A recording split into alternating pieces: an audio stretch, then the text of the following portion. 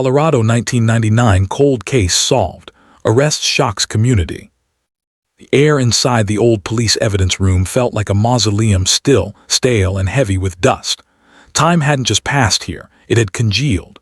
The yellowed file sat on the metal table beneath a single flickering bulb, its edges curled like dried leaves. Colorado Cold Case 1999 Victim, Marin Holt.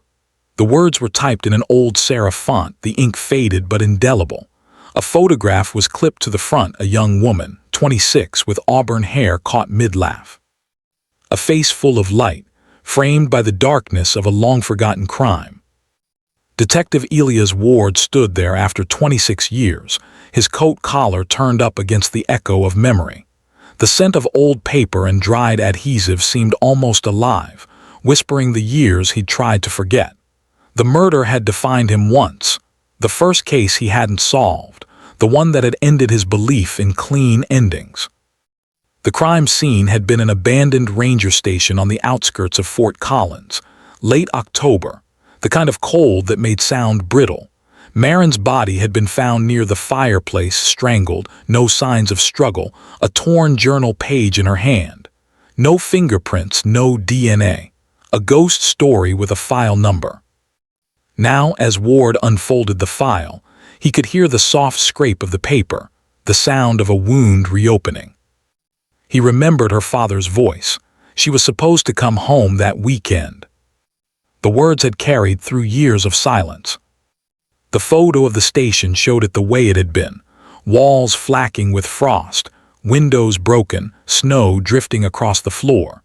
He had stood there once, flashlight trembling in his hand, knowing he was missing something small, something that would later define the rest of his life. Outside, the Colorado night pressed cold against the glass. He exhaled slowly. It was as if the case had been waiting for him, patient, unchanging, the same way guilt waits for those who never stopped searching for absolution. He reached for the first page. The ink seemed to breathe again. The silence deepened. The story began again. 2. Case reopens due to discovery of new crucial evidence. The reopening wasn't dramatic. No late-night call, no sudden confession. It was procedural, a quiet notification buried in an email from the new Forensic Archives unit. Recovered partial DNA from degraded fabric sample, case ID 99 FCMH. Elias Ward read it twice before letting the meaning settle in. After 26 years, someone had found something. Not a revelation, a molecule, a remnant of contact that had survived time and dust. The technical phrasing of the report was clinical, stripped of any awe, biological trace consistent with modern profiling standards.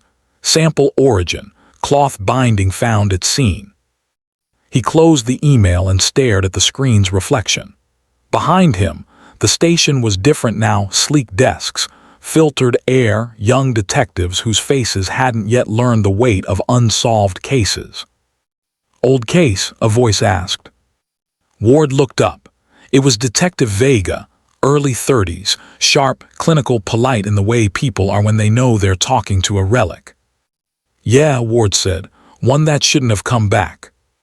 Vega nodded toward the printout. "The system's pulling all old evidence for DNA backlog processing. It's been a year-long initiative."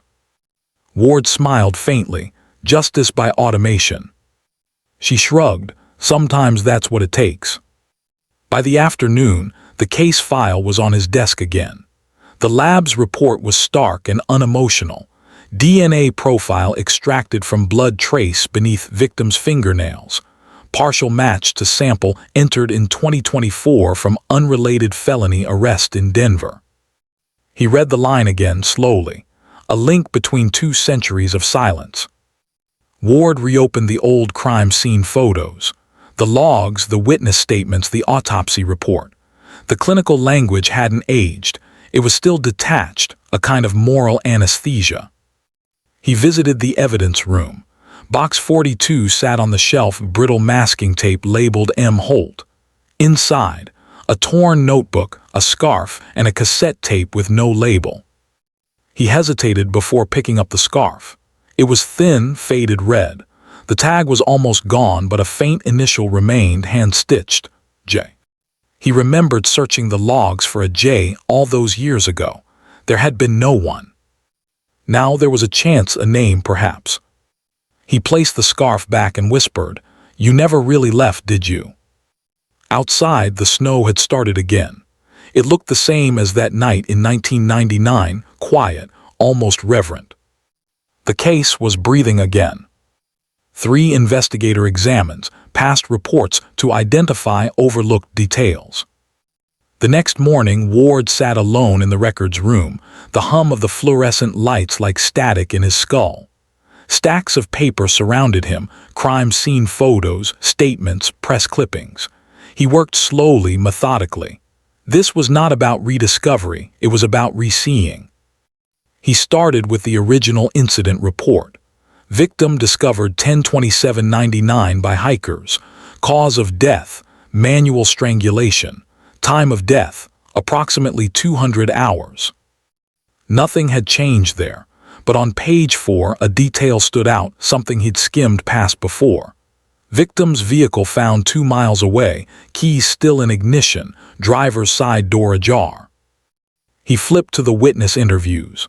The hikers had mentioned hearing music, faint, distant, something classical. The responding officer had dismissed it as possible memory distortion under stress. Ward turned the old cassette tape in his hand. No label, no case, just a faint smell of mildew and smoke. He set it in an old player retrieved from the evidence text drawer. The tape hissed, then a soft voice, a woman's, barely audible. "If anyone finds this." Then silence. The rest was indistinct, static, muffled air, what might have been the sound of footsteps. Ward stopped the tape. The timestamp sticker on its side was from the original evidence catalog. It had been logged the same night the body was found. He checked the chain of custody. The tape had been reviewed once in December 1999 by a then junior tech named J. Laramie. The name struck him, the same initial stitched into the scarf. He opened the personnel archives. There it was, Laramie Julia, forensic technician, active 1997-2002. Julia Laramie had left the force after a departmental audit in 2002. The note said, "No misconduct found, resigned voluntarily." Ward leaned back, letting the realization settle. The scarf, the tape, the initial. A thread through time, faint, frayed, but real. He rubbed his eyes. The cold fluorescent light made everything look sterile, unreal. In his notebook, he wrote one word, Laramie. The silence in the room seemed to grow heavier, as if even the air knew something had been waiting to be seen. He closed the file carefully, almost tenderly. "After all these years," he murmured, "maybe we're the ones who missed the confession." The snow outside kept falling, white on white, erasing everything but the truth that refused to stay buried. Multiple suspects appear, each carrying different motives and alibis. By afternoon, the board in interview 2 held 4 names and a map threaded with red twine. It looked like order, but it was only a way to keep from drowning. Evan Pierce, 27 in 1999, graduate student in photography at Colorado State. Marin's on again, off again. He had a studio near College Avenue and a habit of turning arguments into art. Motive, then. Proximity, jealousy, the ordinary frictions that turned sudden in closed rooms. Alibi, a night shoot logged in his course ledger, roll timestamp starting 01:47 and ending 03:10 with 2 classmates swearing they'd hauled lights up the Powder Canyon. One classmate had since died, the other lived in Arizona and answered the phone as if she'd been waiting for it to ring. We were cold. We were bored. He kept saying the snow had the right contrast. He didn't leave. Her pause felt like a signature.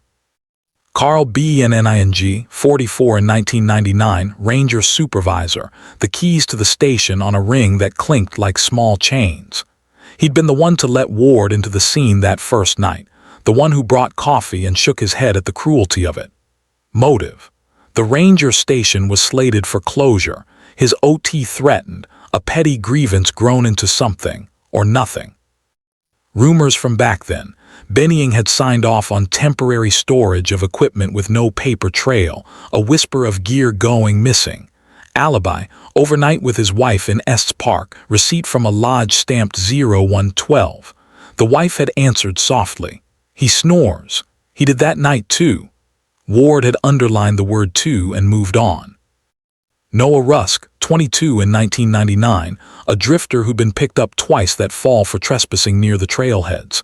In 2024, he'd been arrested in Denver for a bar fight. His DNA was standard intake, the partial match that dragged the case from the archives. Motive, opportunistic robbery, the idea of harm as a shortcut to warmth. Alibi, none. His record showed a habit of leaving places exactly when people started writing things down. He now worked at a tire shop off Federal Boulevard. When Ward found him, Rusk's eyes flicked to the detective's watch. "I don't do nights anymore." His hands were clean, nails trimmed, the kind of carefulness you inherit from survival. Julia Laramie, 29 in 1999, forensic technician, chain of custody custodian on 300 cases including this one. Motive, none on paper. She had in the archived photos a practical haircut and a tired smile. The scarf with the stitched J could have been coincidence, plenty of JS in the world and none of them should have touched the scene. Alibi, logged in the lab from 1900 to 03:30 running a backlog of arson debris. The audit notes in 2002 had found her paperwork exemplary. She resigned anyway, to care for a family member, an absently humane phrase that covered everything and nothing. Ward walked the perimeters of each profile, letting the edges cut him. The smell of dust lined his mouth. He lifted evidence bags as if they were sleeping things. The cassette tape lay like a black hinge between years. He threaded it into the player again and listened to the hiss, the thin breath of a woman on the other side of time. He thought of Rusk's trimmed nails. He thought of Pierce's controlled exposure times. He thought of Benning's key ring and its quiet authority, the way doors obeyed him. He thought of Laramie's resignation letter, the restraint of it. Vega stepped in and set a plastic tray beside the file. Coffee, and Lab sent the familial analysis report. Her voice stayed even. The partial match, first-degree relative is unlikely. They're calling it collateral kinship. Extended family, Ward said. Maybe, she answered. He read the one-page addendum. The surname was redacted. The genetic markers suggested relation within 2 to 3 degrees. Not a son, not a brother, a nephew, a cousin, a border on a family tree no one dusts. The room had its own weather. Paper shivered when the vent kicked on. Ward kept hearing the hiker's statement from 1999, music faint, as if the air had memory. The board with its 4 names wasn't a set of suspects. It was 4 small climates circling a pressure drop. He wrote 3 words under each. Motive means moment. He used a pencil, liking the way it refused certainty. "Who do you like?" Vega asked. Ward watched a filament inside the desk lamp burn without sound. "No one," he said, "and that's the problem." She nodded and left him to the static. He turned the tape once more, held it up to the light. In the thin window, the spliced leader shone milky where someone had cut and joined. Small, precise. The kind of detail that makes a life tilt. He felt the weight of his own hands, how they had missed it then, and set the tape down as if it could bruise. The board waited. The room breathed. Snow worked the city into quiet increments. The case arranged itself not by drama, but by the stubborn gravity of overlooked things, each suspect keeping an orbit until something, at last, pulled them in or let them go. 5 clues emerged slowly, linking inconsistencies to emotional conflicts. The work became a series of measured returns, to the ranger station, to the cassette, to the page in the file he'd flagged and ignored, to the quiet places people leave themselves when they think they've been understood. Ward drove north to the station at dusk, the sky a flat bruise over the foothills. Inside, the smell was older even than dust, mouse droppings, char, damp timber. The fireplace throat remembered cold. A feather of ash fluttered and fell when he crossed the room. He stood where the body had lain. The floorboards creaked a measured protest. The logbook on the wall, its stubs of pencil still hanging on twine, held entries from 97 and 98, Ranger initials, weather notes, small weather lives. The 99 pages had been torn out. The nails that once held a corkboard left 4 holes, their spacing odd, not factory even but handset. He measured it with his fingers and thought of Benning's toolbox, Torque's heads, field repairs. A man who fixed by feel. On the drive back, he stopped at CSU's records office. Pierce's photography professor still kept a black and white of the Canyon series on his wall. He was relentless about exposure, the man said, tapping the glass. Even when he was wrong, he kept the count straight. Ward leaned closer, snow ridges sharp as a cracked plate, car lights tracing a slow artery. The time code on the edge read 0213. The second frame read 0229. If Pierce had left, there would be a hole in the rhythm. There was motive thinned. Rusk's tire shop smelled like hot rubber and earnest sweat. Ward watched him wrestle a wheel into place, the muscles in his forearm operating like a simple machine. "I was stupid back then," Rusk said without prompting. "I stole blankets. I slept under them until the Rangers ran me off. But I never hurt that woman." His gaze settled on the detective's hands. "You don't forget what you do with these." Ward saw the trimmed nails again, imagined them in 1999, ragged, filthy, desperate. The DNA under Marin's nails had been a partial. Desperation doesn't leave partials. It leaves everything. In the lab, Vega had requisitioned the old splicer logs. Back then, cassettes were still currency, statements, wiretaps, interviews. "Look," she said, pointing to an equipment card printed on cardstock the color of weak tea. Splicer 3, blade misalignment, diagonal offset replaced by 110299. The maintenance signature, J. Laramie. A note, temporary use until parts arrive, exercise caution. The leader on Marin's tape had a diagonal edge, not straight. Small.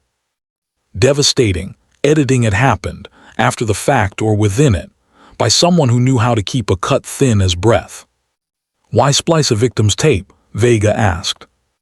"To hide a voice," Ward said, hearing his own come out cold. They pulled Laramie's personnel file again.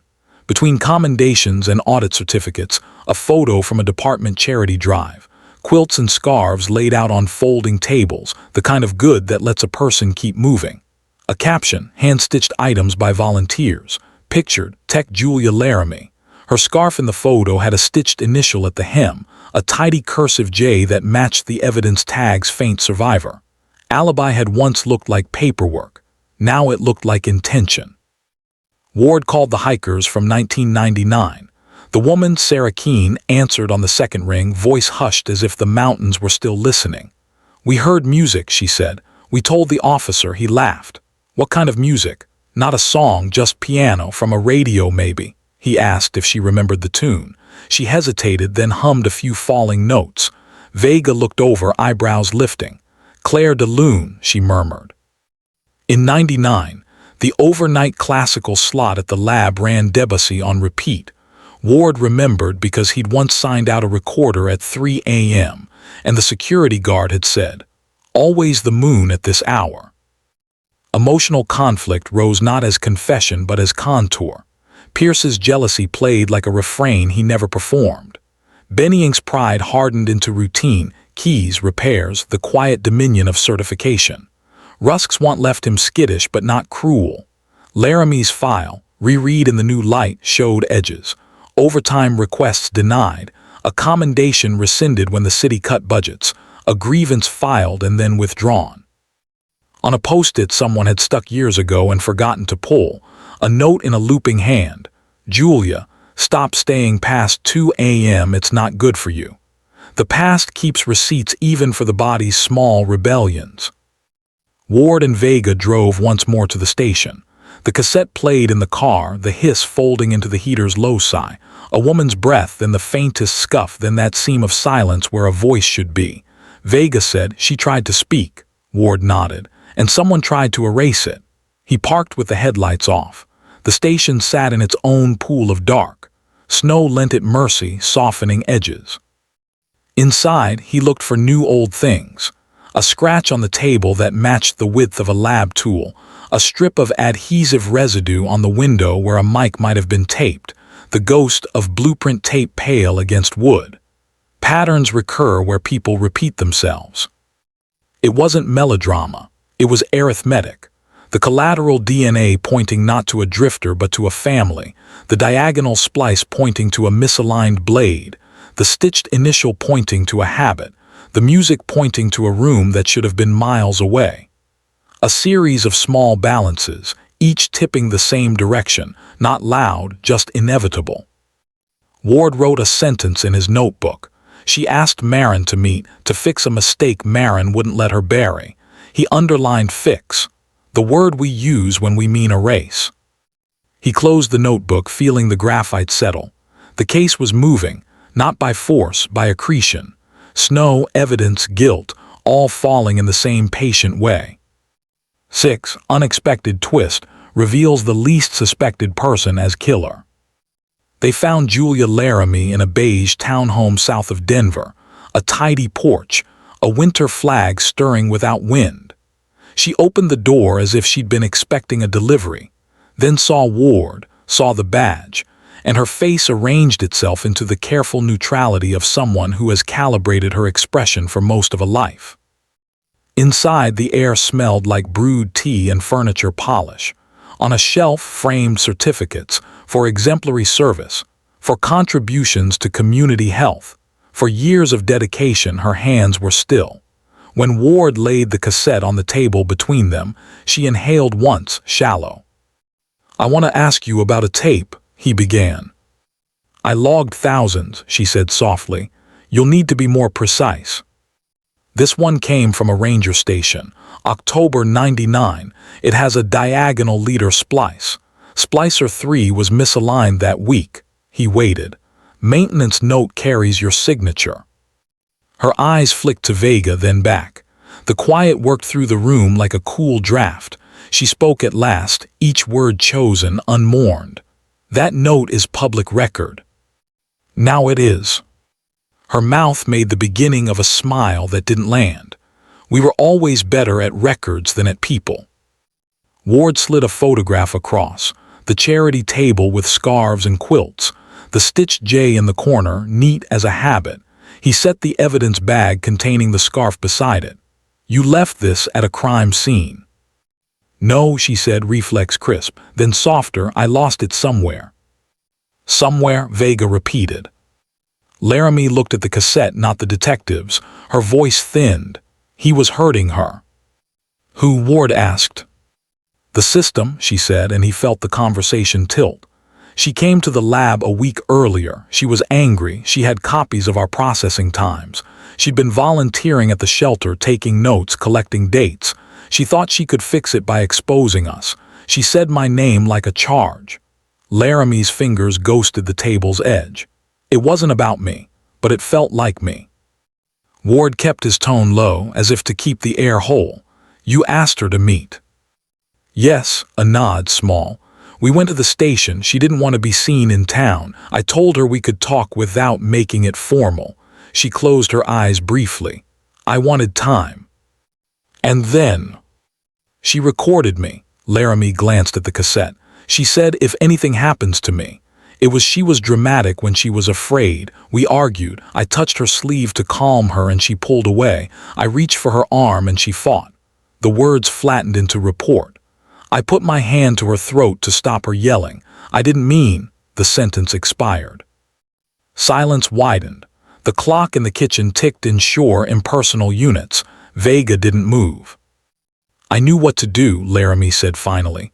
"That's the worst part. I knew how long fibers keep skin. I knew to move the car. I knew to cut the tape. I knew to keep the piece small. I knew what we never teach." Her face had no color now. "I went back to the lab. Debussy was playing. It always played after midnight. I spliced the leader and cut my voice out. I missed the breath. I thought it was nothing." Ward said, "Because procedure requires its rights. Why the scarf?" "It was cold," she said. "I walked back to the car and it came loose. I didn't feel it go." The partial DNA, the 2024 collateral match, settled in its correct shelf.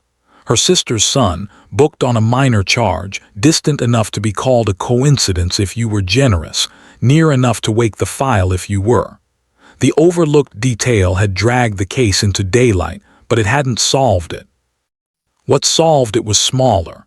A diagonal cut made by a misaligned blade 3 presidents ago. A habit of stitching an initial into fabric because making things by hand had made life tolerable. A radio program that, like grief, didn't care what it played for. "Say it," Vega said gently. Laramie looked at Ward. "I killed Marin Holt," she answered, as if reciting a weight. "It was not planned. I have had 26 years to plan the rest." When they cuffed her, she didn't resist. She only asked to turn off the kettle. Ward watched the steam bleed from the spout and thought of the ranger station's thin chimney struggling with cold air. In the car, Laramie stared at her hands. "You'll find that the tape was checked out at 02:40 and returned at 03:15 that night," she said. "I kept all my clocks right." Ward nodded once. "I know." Back at the station, forms layered themselves like frost. Charges found their codes. A judge found a schedule. The machine of justice stirred, reliable and indifferent. Ward filed the confession with a motion that felt like muscle memory. He set the scarf aside for evidence photography. The stitched J looked suddenly like a wound closing. He wrote the last entry on the board: "Arrest, J. Laramie." The red twine loosened, its shape becoming meaningless now that gravity had shifted. Outside, the snow had stopped. The city's edges reasserted themselves with a modest courage. In the quiet that followed, Ward played the cassette once more. Marin's breath lived inside that seam. He let the tape turn until the leader clicked, the player stopped, and all that remained was the sound of paper somewhere settling under its own weight.